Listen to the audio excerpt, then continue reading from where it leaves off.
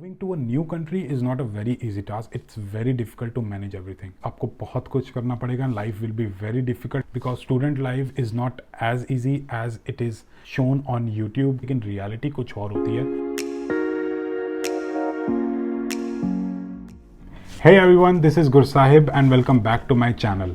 So अगर आपने decide कर लिया है that you want to come to Canada as an international student, the reason could be any. Maybe आपका CRS score नहीं बन पा रहा है, or you just want to study here to give your career a further push. So this video is going to be very much important and useful for you because in this video I'll be giving you a blueprint or the steps involved in the whole process of applying for a study visa. But before starting this video, I would like to introduce myself. My name is Gursahib and I came to Canada in 2018. So it's been almost 3 years I've been here in Canada, and on this channel I share my knowledge and experience related to studying in Canada and immigrating to Canada. So I hope you will consider subscribing to this channel so that you do not miss out any important information I share on this channel. And now let's start with the video. Step 1 is you have to select a province. अब आपको एक province select करनी पड़ेगी जिसमें आप पढ़ने जाना चाहते हो. And this will all depend कि आपकी प्रोफाइल कैसी है. For example, अगर आप एक ऐसे पर्सन हो जो कि 12th के बाद आ रहे हो, तो I would suggest going to a province जैसे कि मैनिटोबा, एल्बर्टा, सस्कैचुआन और नोवा स्कॉशिया, बिकॉज ये जो प्रोविंसेस हैं ये अपने स्टूडेंट्स को PNP लेने में हेल्प करती हैं एंड इवेंचुअली PR लेना और इजी हो जाता है. And if you are a person who is coming after a lot of experience, then you can come to Ontario और British Columbia because at the end वो experience आपको PR में useful रहेगा. नाउ द स्टेप 2 इज आपको एक course select करना पड़ेगा and I would suggest कि आप एक ऐसा कोर्स सेलेक्ट करके आओ जो कि आपके एक्सपीरियंस के साथ अलाइंड हो. फॉर एग्जाम्पल, अगर आप एक सॉफ्टवेयर इंजीनियर हो तो एक ऐसा कोर्स लेके आओ which is related to computer science, may be data science और प्रोग्रामिंग. या फिर अगर आप एक फाइनेंशियल एनालिस्ट हो अपनी होम कंट्री में तो consider taking a course which is related to finance और अकाउंट्स. और अगर आप 12th के बाद आ रहे हो तो एक ऐसा कोर्स लेके आओ जिसमें आपका इंटरेस्ट हो और जिसकी इंडस्ट्री में डिमांड हो, ताकि आप अपना कोर्स कंप्लीट करने के बाद एक अच्छी जॉब ले सको. बिकॉज आप कनाडा आ रहे हो, एक अच्छी जॉब करने आ रहे हो, एक अच्छा करियर बनाने आ रहे हो. सो आई वुड सजेस्ट कि एक अच्छा कोर्स लेके आओ which has good career prospects, क्योंकि यहाँ पढ़ना बहुत महंगा है फॉर एन इंटरनेशनल स्टूडेंट. एक सेमेस्टर की फीस अराउंड 5 लाख रुपीज़ होती है एंड अगर आप 2 साल का कोर्स करते हो so that is around 20 lakhs. अगर आप 20 लाख स्पेंड कर रहे हो तो एक ऐसा कोर्स लेके आओ जिससे आपका एक अच्छा करियर बने. अब चलते हैं स्टेप 3 की तरफ. Now the next step is आपको आइल्ट्स के लिए अपीयर होना पड़ेगा. आइल्ट्स बेसिकली एक इंग्लिश प्रोफिशिएंसी का टेस्ट होता है जिसमें आपकी इंग्लिश टेस्ट की जाती है based on your speaking, writing, reading and listening. So इन चारों मॉड्यूल्स में आपको 9 में से बैंड दिए जाते हैं. राइट नाउ जो रिक्वायरमेंट है, आपको एटलीस्ट 6 बैंड्स स्कोर करने पड़ेंगे ईच मॉड्यूल में एंड ओवरऑल आपका स्कोर होना चाहिए 6.5, तभी आप Canada visa student visa apply कर पाओगे. और ये जो रिक्वायरमेंट है ये वीज़ा की है. कॉलेजेस और यूनिवर्सिटी की रिक्वायरमेंट अलग अलग हो सकती है depending on what type of university और कॉलेज इट इज़ और what type of course it is. And I would suggest कि give yourself proper time so that you prepare for it properly, because ये जो exam है around 12,000 to 13,000 का होता है and I don't want कि आपके ये पैसे वेस्ट हो और आपको दोबारा से एग्ज़ाम देना पड़े. Now the next step is you have to prepare an SOP. SOP is basically statement of purpose. जब भी आप अपनी एप्लीकेशन एक वीज़ा ऑफिसर के सामने डालते हो तो उसके पास आपके सारे डॉक्यूमेंटेशन होती है, पूरी प्रोफाइल होती है, आपकी पूरी प्रोफाइल को स्टडी करता है. सो आप एक एडिशनल डॉक्यूमेंट साथ में देते हो which is statement of purpose, और अब उसमें आप एक्सप्लेन करते हो कि why you want to come to Canada. So be very mindful and very wise. जब आप अपनी SOP लिख रहे होगे, प्रॉपर तरीके से रिसर्च करो, explain why you want to study a particular course, why you want to go to that particular province.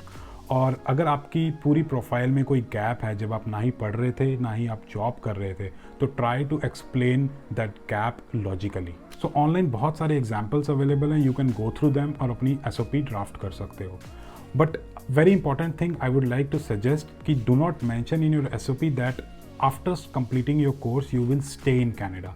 उसमें आपको अपने होम कंट्री से टाइज दिखाने पड़ेंगे एंड एक्सप्लेन करना पड़ेगा कि you will be coming back to your home country after your studies complete. Now अगले स्टेप में आपको क्या करना है, अपने सारे डॉक्यूमेंट्स इकट्ठे करके, that is your academic document, आपकी 12th की 10th की मार्कशीट्स, सर्टिफिकेट्स, आपकी SOP, आपकी आइल्ट्स की रिपोर्ट कार्ड, ये सारे इकट्ठे करके आपको कॉलेज में अप्लाई करना होगा फॉर दैट पर्टिकुलर कोर्स जो कि आपने सिलेक्ट किया है.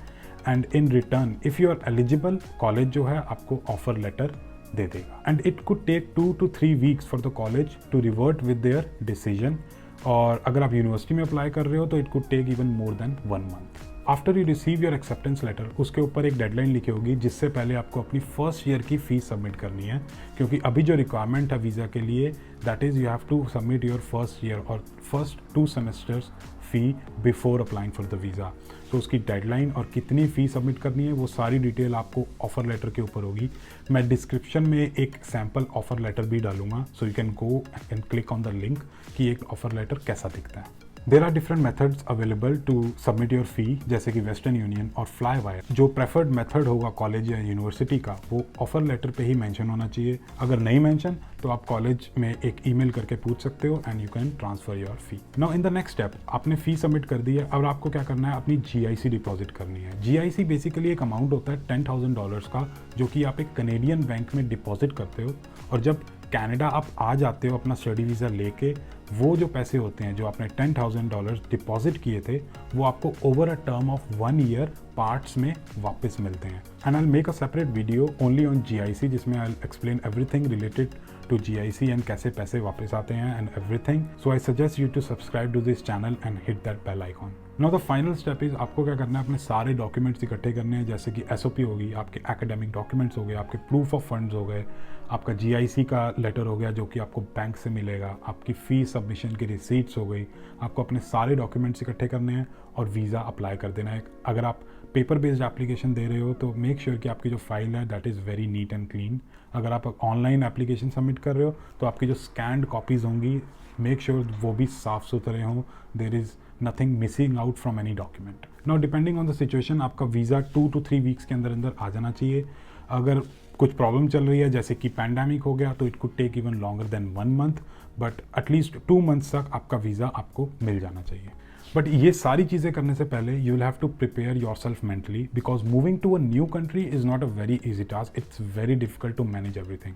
That means you will have to manage everything on your own. खाना बनाना, कपड़े साफ करना, बर्तन धोना, घर साफ करना, एंड इन सारी चीज़ों के साथ साथ पढ़ाई करना, अपने पार्ट टाइम जॉब करना एंड अपने एक्सपेंसेस को मैनेज करना, ये सारी की सारी चीज़ें आपको खुद से करना पड़ेगा। अगर आपको नहीं आता तो ये सारी चीज़ें सीखना पड़ेगा एंड इन सब चीज़ों को साथ में करना it's going to be very difficult. I am telling from my own personal experience. So keep in mind that not every day will be same. Some days will be very depressing, some days will be very joyful. So जो life होगी in Canada as a student will be full of ups and downs. So consider all these points. आपको बहुत कुछ करना पड़ेगा, life will be very difficult at least for 2 years.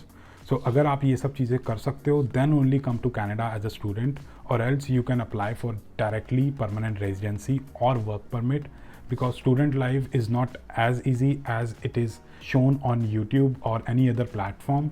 बहुत सारी चीज़ें होती हैं जो बस 15 सेकंड के लिए दिखाई जाती हैं लेकिन रियलिटी कुछ और होती है। और अगर आप चाहते हो कि मैं एक ऐसी वीडियो बनाऊं जिसमें एक्सपेक्टेशंस एंड रियलिटी को कंपेयर करूं, so please comment below and I will definitely make one for you. So thanks for watching this video. अगर आप लोगों को ये वीडियो पसंद आई हो तो please hit that like button, और कोई स्टेप में अगर आपको ज़्यादा एक्सप्लेनेशन चाहिए please comment below. I will definitely try to make a separate video for that particular point. And if you want to get notified जब भी मैं एक वीडियो डालूँ, so please hit that small bell icon just beside the subscribe button and subscribe to this channel also. Stay healthy and keep hustling.